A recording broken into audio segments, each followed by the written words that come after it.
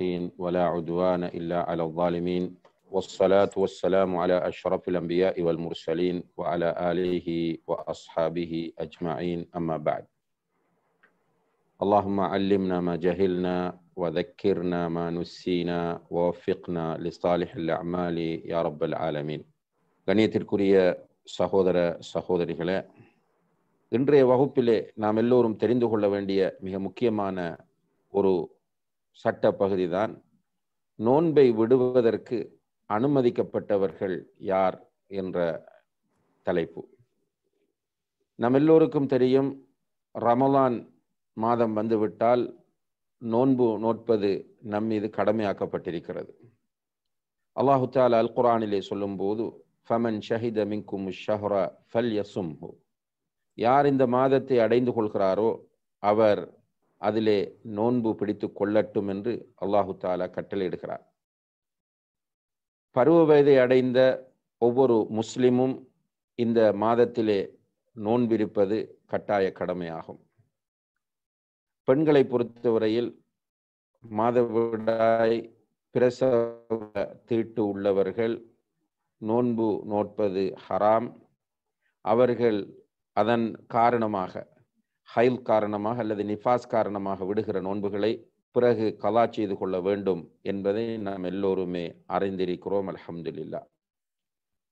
இது தவிர உள்ள ஏனைய முஸ்லீம்கள் அனைவரும் கட்டாயம் நோன்பு பிடிக்க வேண்டும். இஸ்லாத்தின் ஐம்பெரும் கடமைகளுள் ஒன்றாக அது அமைந்திருக்கிறது. வேண்டுமென்று ஒருவர் நோன்பு பிடிக்காமல் இருந்தால் அவர் பெரும் பாவத்தை செய்கிறார் என்பதை நாம் எல்லோருமே புரிந்து கொள்கிறோம். அன்புள்ள சகோதர சகோதரிகளே, பருவ வயதை அடைந்தவர்களுள் மாதவிடாய் பிரசவ தீட்டு இல்லாத நிலையில் இருக்கிறவர்களில் யாரெல்லாம் நோன்பை விடுவதற்கு அனுமதிக்கப்படுகிறார்கள் என்பதை குர்ஆன் சுன்னா அடிப்படையில் நாம் பார்க்கிற போது நமக்கு 5 கூட்டத்தினர் நோன்பை விடுவதற்கு விதிவிலக்களிக்கப்பட்டிருப்பதை நாம் காணலாம். 1 நோயாளிகள், 2வது பிரயாணிகள், 3வது வயோதிபர்கள், 4வது கர்ப்பிணி மற்றும் பாலூட்டக்கூடிய தாய்மார், 5வதாக நோன்பு பிடிப்பது கஷ்டம் என்ற நிலையில் உள்ள தொழிலாளிகள் அல்லது நபர்கள். இந்த 5 கூட்டத்தினரும் ரமதானிலே நோன்பை விடுவதற்கு அனுமதிக்கப்பட்டிருக்கிறார்கள். இவர்கள் ஒவ்வொருவருக்கும் உரிய சட்டங்கள் தனித்தனியாக அறியப்படுவது நிச்சயமாக நமக்கு அவ்வாறான ஒரு நிலை ஏற்பட்டால் நோன்பு நோட்பதா அல்லது நோன்பை விடுவதா என்ற முடிவெடுப்பதற்கு வசதியாக இருக்கும். முதலாவதாக அன்புள்ள சகோதர சகோதரிகளே, நோன்பை விடுவதற்கு அனுமதிக்கப்பட்ட கூட்டத்தில் நோயாளிகள் வருகிறார்கள். அல்லாஹு தஆலா சூரத்துல் பக்ரா 185வது வசனத்திலே சொல்கிற போது, ஒமன் கான மரீதன், யார் நோயோடு இருக்கிறாரோ, அவ் அலா சஃபரின், அல்லது பிரயாணத்தில் இருக்கிறாரோ, ஃபஇத்தத்து மின் ஐயாமின் உஹர், அவர் வேறொரு நாளில் அல்லது வேறு நாட்களில் அந்த நோன்பை நோற்றுக்கொள்ள வேண்டும் என்று இந்த வசனத்தில் அல்லாஹு தஆலா சொல்கிறார். இந்த வசனத்தின் அடிப்படையிலே நோயாளியாக இருக்கிற ஒருவர் நோன்பை ரமதானிலே விட்டுவிட்டு பிறகு நோன்பு பிடிப்பதற்கு அவருக்கு, அந்த நோன்பை கலா செய்வதற்கு அவருக்கு அனுமதி இருக்கிறது என்பதை இந்த வசனம் சொல்கிறது. அன்புள்ள சகோதர சகோதரிகளே, நோயாளிகளை பொறுத்தவரையில் 2 விதமான நோயாளிகளை நாம் அடையாளம் காணலாம். 1, தற்காலிகமாக நோய் வந்து குணமடையக்கூடிய நோயாளிகள். 2வதாக நிரந்தர நோயாளிகள். இதிலே நிரந்தர நோயாளிகளை பொறுத்தவரையில், உதாரணமாக கிட்னிகள் 2ம் ஃபெயிலியராக இருக்கக்கூடிய ஒரு நோயாளி, அல்லது கேன்சர் போன்ற தொடர்ச்சியாக இருக்கக்கூடிய நோயாளிகள், அல்லது வயிற்றிலே ஏதாவது ஒரு பிரச்சனை, அல்சர் போன்ற ஒரு பெரிய பிரச்சனை உள்ள நோயாளிகள், இவ்வாறாக தொடர்ச்சியாக அவர்கள் நோயிலிருந்து விடுபடுவதற்கு சான்ஸே இல்லை என்கிற நிலையில் இருக்கிற நோயாளிகளை பொறுத்தவரையில் இந்த நோயாளிகள் நோன்பு பிடிப்பது கூடாது. அவர்களால் நோன்பு பிடிக்க முடியாது. நோன்பு பிடித்தால் அவர்களுடைய உயிருக்கு ஆபத்து வரும் என்கிற நிலை இருக்கும். எனவே இவர்கள் நோன்பை விடுவார்கள். ஆனால் கலா செய்வதற்கும் இவர்களுக்கு சந்தர்ப்பம் இல்லை.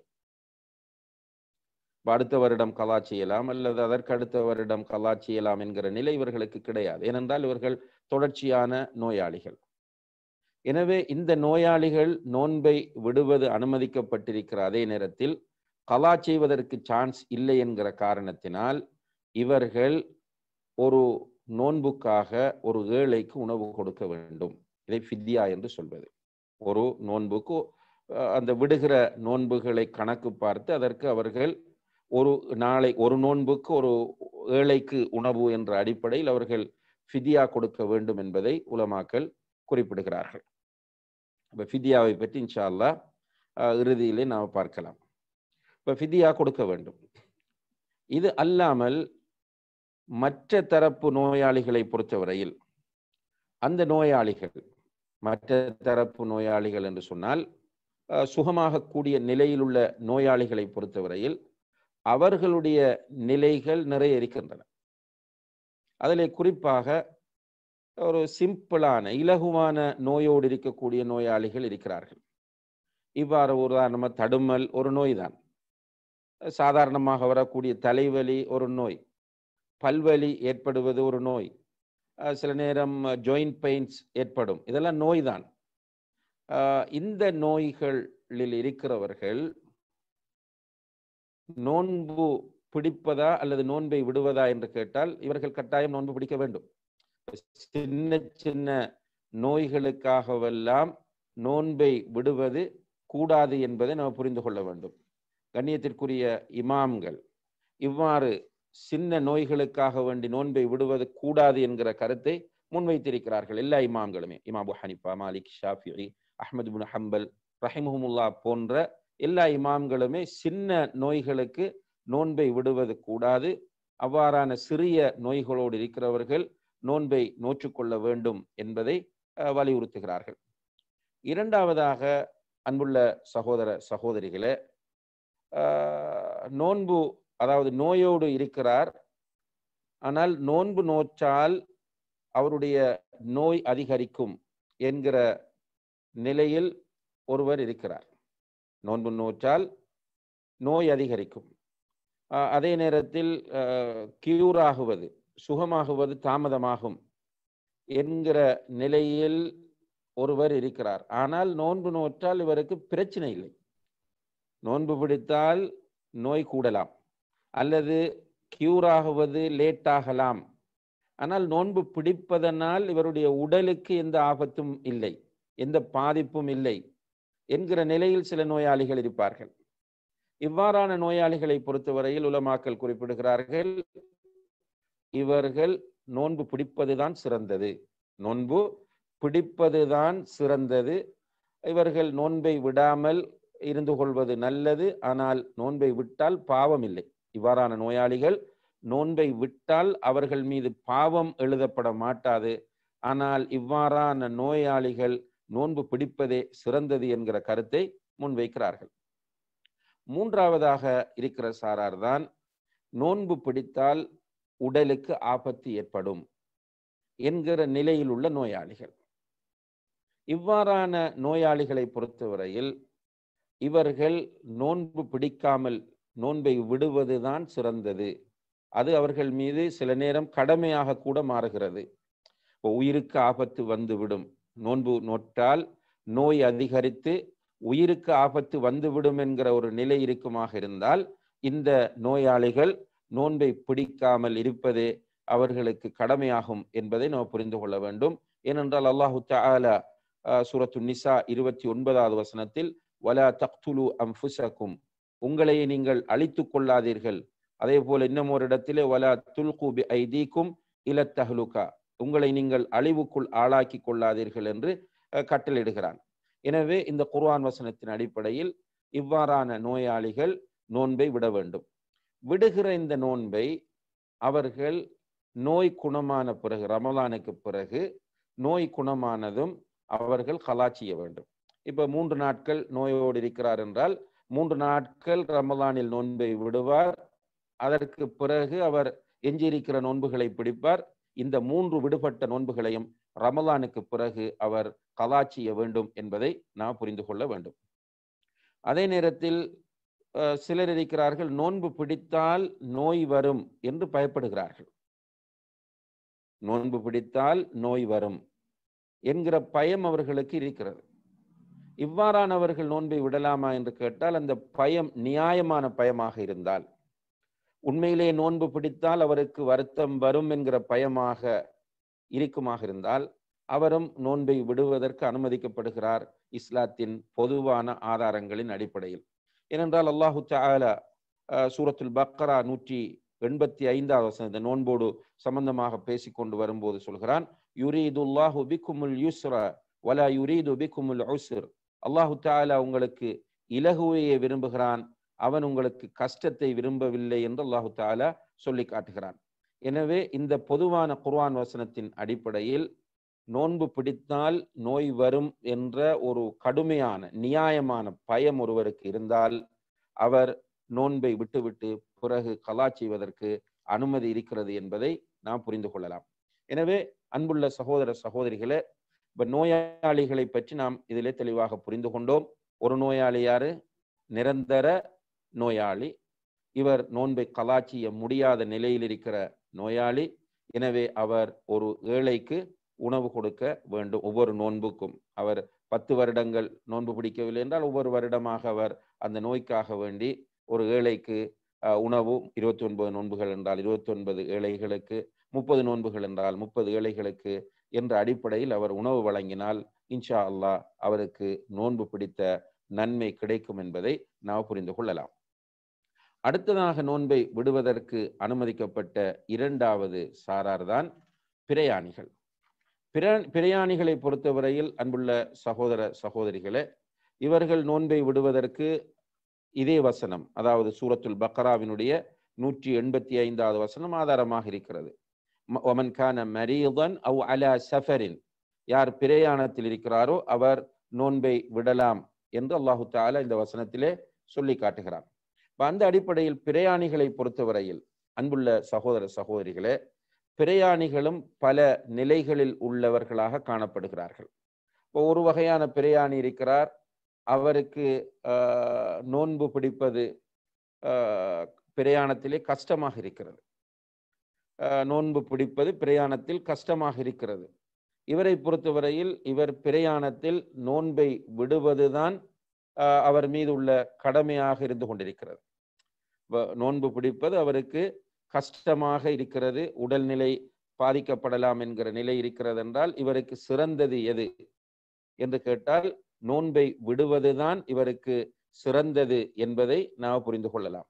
ஏனென்றால் ரசூல் ஸல்லல்லாஹு அலைஹி வஸல்லம் அவர்கள் புகாரி, முஸ்லிம் ஆகிய ஹதீஸ் நூல்களிலே பதிவு செய்யப்பட்ட ஒரு ஹதீஸிலே சொல்கிறார்கள், லைஸ மினல் பிர்ரி அஸ்ஸௌமு ஃபிஸ் ஸஃபர், பிரயாணத்தில் நோன்பு பிடிப்பதில் நன்மை இல்லை என்று சொல்கிறார்கள்.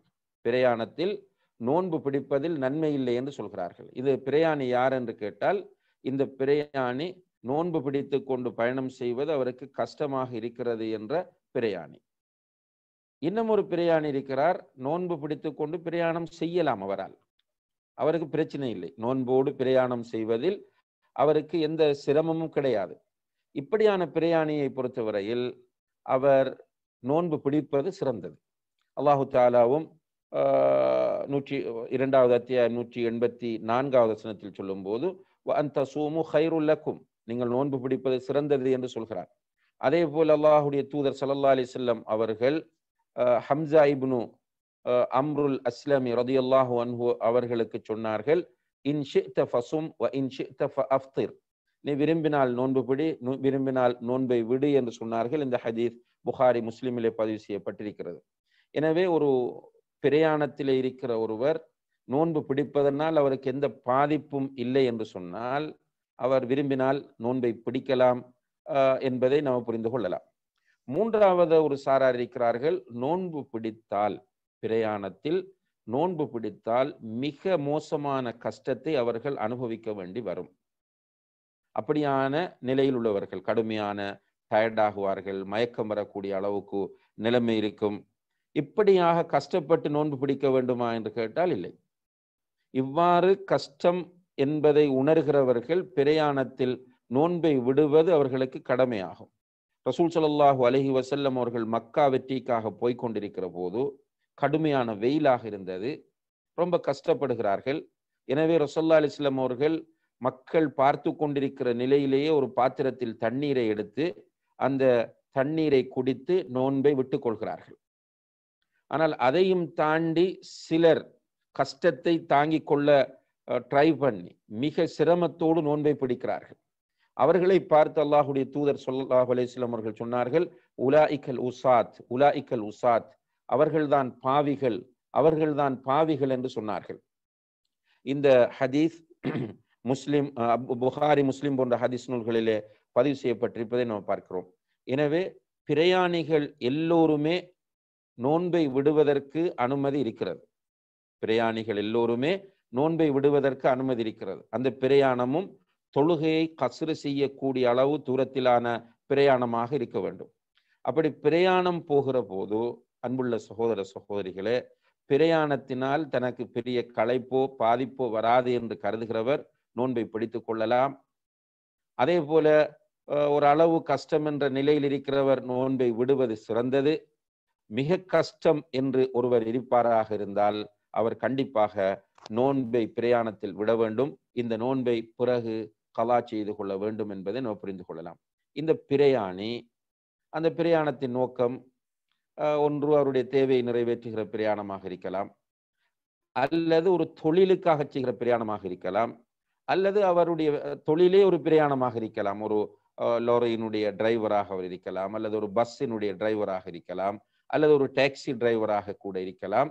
ஆனால் அவர் இந்த கஸ்ர் செய்யக்கூடிய அளவு தூரம் பிரயாணம் போய் வருகிறார் என்று சொன்னால் அவருக்கு நோன்பை விடுவதற்கு அனுமதி இருக்கிறது என்பதை நாம் புரிந்து கொள்ள முடியும். அடுத்ததாக அன்புள்ள சகோதர சகோதரிகளே, நோன்பை விடுவதற்கு அனுமதிக்கப்பட்டிருக்கிற மூன்றாவது சாரார் வயோதிபர்கள். வயோதிபர்களில், அதாவது நோன்பு பிடிக்க முடியாத கண்டிஷனில் உள்ள வயோதிபர்கள். இப்ப சில மாஷா அல்லாஹ் சில ஆண்களும் பெண்களும் இருக்கிறார்கள் வயோதிபர்கள், சின்ன வயதிலிருந்து நோன்பு பிடித்து கொண்டு வந்திருப்பார்கள். அவர்கள் எந்த ஒரு ரமலானையும் மிஸ் பண்ணி இருக்க மாட்டார்கள். இப்போது அவர்களால் நோன்பு பிடிக்க முடியாது. நோன்பு பிடித்தால் மயக்கம் வரும் அல்லது வேறு ஏதாவது பாதிப்புகள் வரும் என்று இருக்கும். ஆனால் இந்த நோன்பு பிடித்து வந்த அந்த பழக்கத்திலும் நோன்பினுடைய டேஸ்டை அவர்கள் அனுபவித்த காரணத்தினாலும் இப்போதும் நான் நோன்பு பிடிக்க வேண்டும் என்ற ஒரே பிடிவாதத்தில் இருந்து நோன்பு பிடித்து சிரமப்படுகிற நிலையை சில வயோதிபர்களிடம் பார்க்கிறோம். உண்மையிலேயே நோன்பு பிடிக்க முடியாத அளவுக்கு உடல்நிலை மாற்றம் அடைந்திருக்கிற வயோதிபர்களை பொறுத்தவரையில் அவர்கள் அவ்வாறு கஷ்டப்பட்டு நோன்பு பிடிக்க வேண்டிய அவசியம் இல்லை. இதை தெளிவாக நீங்கள் உங்களுடைய குடும்பங்களில் உள்ள வயோதிபர்களுக்கு எத்தி வைத்து விடுங்கள். இவர்களை பொறுத்தவரையில் அன்புள்ள சகோதர சகோதரிகளே, இவர்கள் நோன்பை விடுவார்கள். நோன்பை விட்டு அந்த நோன்புக்கு பதிலாக இவர்களும் அந்த நிரந்தர நோயாளியை போல இவர்களும் ஃபிதியா கொடுக்க வேண்டும். ஆணாக இருந்தாலும் சரி, பெண்ணாக இருந்தாலும் சரி, அவர்கள் நோன்பை விடுவார்கள். நோன்பை விட்டு அவர்கள் ஃபிதியா கொடுக்க வேண்டும். இப்போ ஃபிதியாவுடைய விளக்கத்தை பொறுத்தவரையில் மற்ற நான்காவது குரூப்பையும் பார்த்துவிட்டு ஃபிதியாவை பார்த்தால் எல்லோருக்கும் பொதுவான விளக்கமாக அது அமைந்துவிடும். எனவே நோன்பு பிடிக்க முடியாத வயோதிபத்தை அடைந்திருக்கிறவர்கள் கஷ்டப்பட்டு நோன்பு பிடிக்க வேண்டிய அவசியம் இல்லை. அவர்கள் நோன்பை விடலாம். விட்டு அவர்கள் அந்த நோன்புக்கு பதிலாக ஃபிதியா கொடுத்தால் போதுமானது என்பதை இப்னு அத்தா, அதே போல இப்னு அப்பாஸ் ரலியல்லாஹு அன்ஹுமா போன்ற அறிஞர்கள் குறிப்பிடுவதை நாம் பார்க்கலாம். அதே போல பெரும்பாலான உலமாக்கள் இதே கருத்திலே தான் இருக்கிறார்கள் என்பதையும் நாம் தெரிந்து கொள்ள வேண்டும். அடுத்ததாக நோன்பை விடுவதற்கு அனுமதிக்கப்பட்ட சாரார் தான் கற்பிணித்தாயும் பாலூட்டக்கூடிய தாய். கற்பிணித்தாய், பாலூட்டக்கூடிய தாய். இப்ப கற்பிணித்தாயும் பாலூட்டக்கூடிய தாயும் நோன்பு பிடிக்க முடியுமாக இருந்தால் நோன்பு பிடித்துக் கொள்ள வேண்டும். நன்றாக இதை புரிந்து கொள்ளுங்கள். கர்ப்பிணி தாயாக இருக்கிறார், இவரால் நோன்பு பிடிக்க முடியும் என்றால் இவர் ஒரு பிரயாணியை போல. ரசூலுல்லாஹி அலைஹி வஸல்லம் அவர்கள் ஒரு பிரயாணியோடு தான் இவர்களை ஒப்பிட்டிருக்கிறார்கள். எனவே கர்ப்பிணி தாய் நோன்பு பிடிக்க முடியும் என்றால் அவருக்கும் பாதிப்பில்லை, பிள்ளைக்கும் வயிற்றில் வளரக்கூடிய குழந்தைக்கும் பாதிப்பில்லை என்று சொன்னால் இவர் நோன்பு பிடிக்க முடியும். எனவே நோன்பு பிடித்துக் கொள்ள வேண்டும். அதே போலதான் பாலூட்டக்கூடிய தாயும் நோன்பு பிடிப்பதனால் தனக்கோ பிள்ளைக்கோ பிரச்சனை இல்லை என்று சொன்னால் அவர்கள் நோன்பு பிடித்துக் கொள்ள வேண்டும். ஆனால் உண்மையிலேயே அவர்களால் நோன்பு பிடிக்க முடியாது என்ற நிலையில் இருக்கிறார்கள் என்று வையுங்கள். பாலூட்ட கர்ப்பிணி தாய்க்கு நோன்பு பிடிக்க முடியாது. ஒன்று அவர் டயர்டாகிறார், அல்லது குழந்தைக்குரிய உணவு பாதிக்கப்படுகிறது. அதே போல பாலூட்டக்கூடிய தாய் குழந்தைக்கு பாலூட்டும் போது நோன்பு பிடித்தால் அவருடைய உடலுக்கு பாதிப்பு வருகிறது, குழந்தைக்கு பாதிப்பு வருகிறது. இவ்வாறான நேரத்தில் அவர்கள் நோன்பை விடுவதற்கு மார்க்கத்திலே தாராளமாக அனுமதி இருக்கிறது. நோன்பை விடுவதற்கு தாராளமாக அனுமதி இருக்கிறது. இவ்வாறு நோன்பை அவர்கள் விட்டால் அவர்கள் என்ன செய்ய வேண்டும்? கர்ப்பிணி தாய்மார்களும் பாலூட்டுகிற தாய்மார்களும் நோன்பை விட்டால் அவர்கள் என்ன செய்ய வேண்டும் என்பது தொடர்பாக அறிஞர்கள் மத்தியிலே பல்வேறு கருத்துக்கள் காணப்படுவதை நாம் பார்க்கலாம்.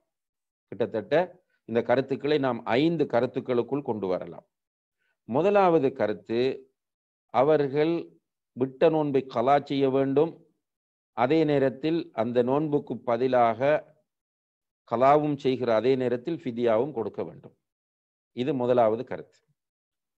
இந்த கருத்தை இமாம் மாலிக் ரஹ்மஹுல்லா, அதே போல ஷாஃபி மதுஹபிலும் இந்த கருத்து இருக்கிறது. அதே போல அஹ்மத் ரஹ்மஹுல்லா போன்றவர்களிடத்தில் இந்த கருத்து இருக்கிறது. எப்படி என்றால் அவர்கள் கொஞ்சம் பிரிக்கிறார்கள். நான் அதை டீட்டெயில்ஸாக பேச விரும்பவில்லை.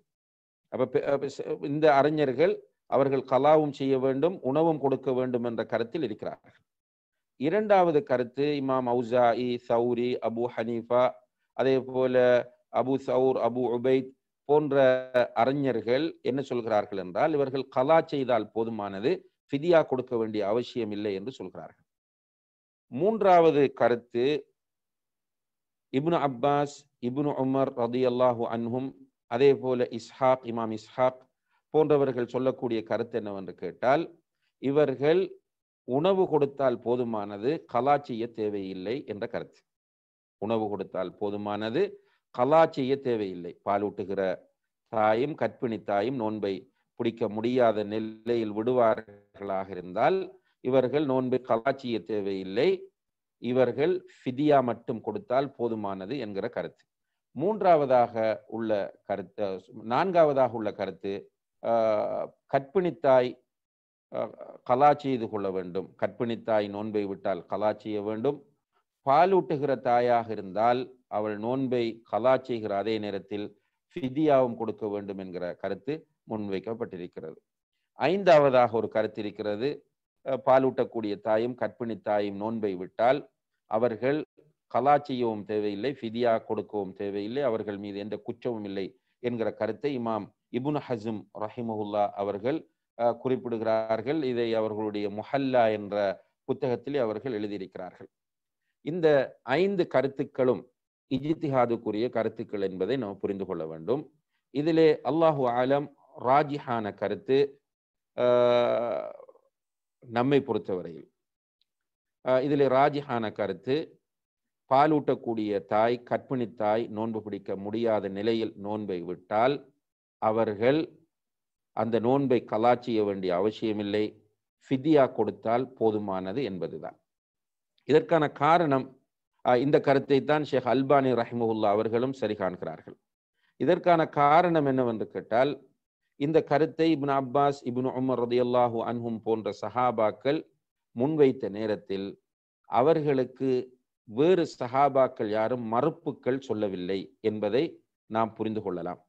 எனவே கிட்டத்தட்ட சஹாபாக்கள் இந்த ஃபத்வாவை, இப்னு உமர், இப்னு அப்பாஸ் ரலியல்லாஹு அன்ஹும் போன்றவர்களுடைய இந்த ஃபத்வாவை, அதாவது கர்ப்பிணி தாயும் பாலூட்டக்கூடிய தாயும் நோன்பை விட்டு கலா செய்ய தேவையில்லை, ஃபிதியா கொடுத்தால் போதுமானது என்கிற கருத்தை இந்த ஃபத்வாவை வெளியிட்ட நேரத்தில் அவர்கள் சஹாபாக்கள் இந்த ஃபத்வாவை ஏற்றுக்கொண்டிருக்கிறார்கள் என்கிற காரணத்தினால் இந்த கருத்தை நாம் வலுவான கருத்தாக பார்க்க முடிகிறது. அதே நேரத்தில் இதற்கு இன்னும் ஒரு அறிவுபூர்வமான நியாயமும் இருக்கிறது. என்னவென்று கேட்டால், சில நேரங்களில் சில பெண்கள் ஒரு ரமலானில் கர்ப்பிணியாக இருப்பார், அடுத்த ரமலானில் பாலூட்டுவார், அதற்கடுத்த ரமலானில் அவர் கர்ப்பிணியாக இருப்பார், அடுத்த ரமலானில் பாலூட்டுவார். இப்படி 5 குழந்தைகள் பிறந்து விட்டால் 10 ரமலான்கள் அந்த பெண்ணுக்கு மிஸ் ஆகுவதற்கு வாய்ப்பு இருக்கிறது. அவர் கலா செய்ய வேண்டும் என்று நாம் சொல்லுகிற போது அவரால் அது சிரமமாக மாறிவிடும் என்பதை நாம் புரியலாம். எனவே கர்ப்பிணி தாய்மார்களும் பாலூட்டுகிற தாய்மார்களும் நோன்பை விட்டால் அவர்கள் ஒரு நோன்புக்கு ஒரு ஏழைக்கு உணவு என்ற அடிப்படையில் ஃபிதியா கொடுக்க வேண்டும் என்பதை நாம் புரிந்து கொள்ள வேண்டும். அன்புள்ள சகோதர சகோதரிகளே, இந்த ஃபிதியா எவ்வாறு கொடுப்பது என்று கேட்டால், இந்த ஃபிதியா கொடுக்கிற முறை 2 முறையிலே நாம் செய்து கொள்ளலாம்.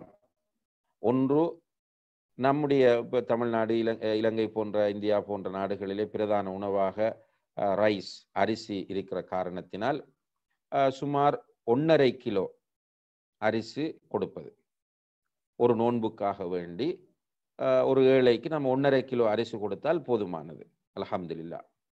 அல்லது அனஸ் ரலியல்லாஹு அன்ஹு அவர்கள் செய்தது போல, அனஸ் ரலியல்லாஹு அன்ஹு அவர்கள் முதுமை அடைந்த நேரத்தில் இறுதி 2 வருடங்களும் அவர்கள் அந்த முழு நோன்புக்காக வேண்டி 30 ஏழைகளை ஒன்று சேர்த்து அவர்களுக்கு இறைச்சி, ரொட்டி போன்றவற்றை சமைத்து அவர்கள் உணவாக கொடுத்தார்கள் என்பதை புகாரியிலே நாம் பார்க்கிறோம். எனவே அந்த அடிப்படையில் ஒவ்வொரு ஏழைக்கும் ஒரு நாளைக்கு ஒரு உணவு என்ற அடிப்படையில் சமைத்த உணவாகவும் அதை நாம் கொடுக்க முடியும் என்பதை நாம் புரிந்து கொள்ள வேண்டும். அப்போ ஒரு நோன்புக்கு ஒரு ஏழைக்கு உணவு, இந்த உணவை ட்ரை ரேஷனாக, அதாவது ரைஸாக கொடுப்பதாக இருந்தால் 1.5 கிலோ அரிசி கொடுக்கலாம், அல்லது சமைத்து அவர்கள் சாப்பிடக்கூடிய நிலையில் நாம் கொடுக்கலாம். இதை நம்ம ஒவ்வொரு நோன்பு முடிய கொடுக்கலாம், ஒவ்வொரு நோன்புக்கும் அன்றன்றைக்கு கொடுக்கலாம், அல்லது ஒரு 10 நாளைக்கு ஒரு முறை கொடுக்க விரும்பினால் அப்படி 10 ஏழைகளுக்கு கொடுக்கலாம், அல்லது மொத்தமாக 30 நோன்புகளும் முடிந்த பிறகு கொடுக்க விரும்புகிறேன் என்றால் அதிலும் தடையில்லை என்பதை நாம் புரிந்து கொள்ள வேண்டும்.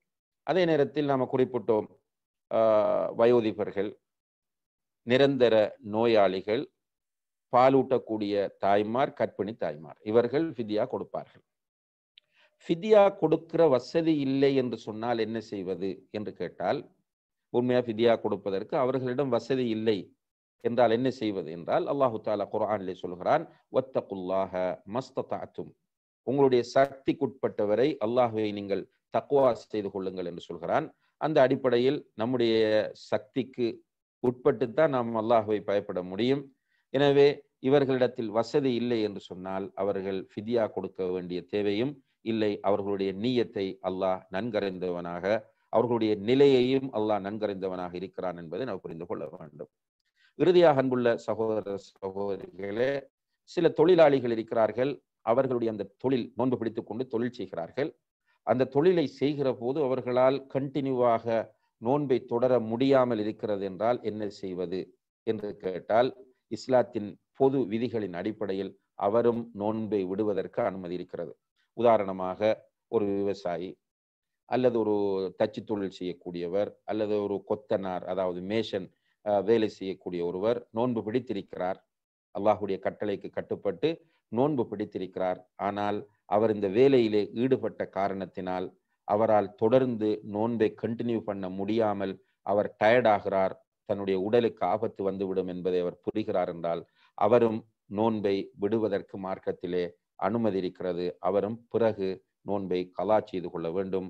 இவைதான் நோன்பை விடுவதற்கு அனுமதிக்கப்பட்டவர்களுடைய நிலையாகும். வல்லாஹு தஆலா ஆலம்.